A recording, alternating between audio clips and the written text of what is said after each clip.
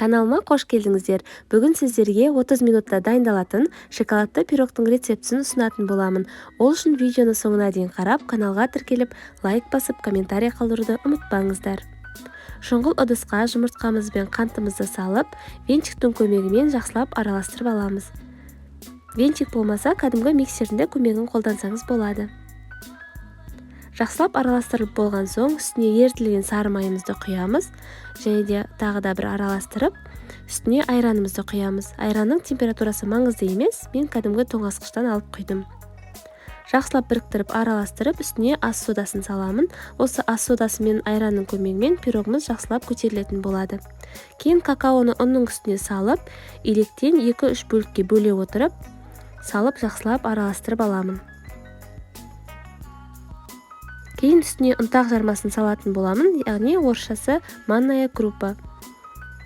Ұнтақ жармасын салып, осы салмамызды 5 минутқа қоя тұрамыз. Сол кезде ұнтақ жармасы ісініп, осы пирогтың консистенциясы осындай қою болады. Сол кезде жақсы пісетін болады.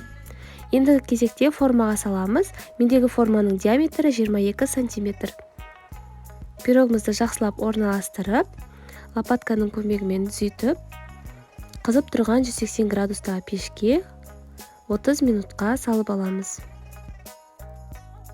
Пирогыңыздың піскенін білу үшін кәдімгі зубочистканың көмегімен білсеңіз болады. Пирогтың ортасына салған кезде құрғақ болып шықса, пирог дайын болды деген сөз. Пештен шыққан пирогымызды шамалы суытып, формамыздан ажыратып, үстін өз қалауыңыз бойынша сәндесеңіз болады.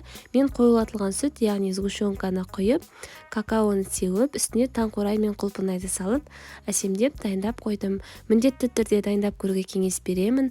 Видеода көріп тұрғандарыңыздай өте жұп-жұмсақ әрі нәзік пирог. Шоколадтың дәмі шығатын балғын тәтті пирогтардың бірі. Міндетті түрде дайындап көруге кеңес беремін. Каналға тіркеліп, лайк басып, комментарий қалдыруды ұмытпаңыздар. Каналдың дамуына өз үлесіңізді қосып, парақшаңызға алып, достарыңызбен бөліссеңіздер де болады. Астарыңыз дәмді болсын.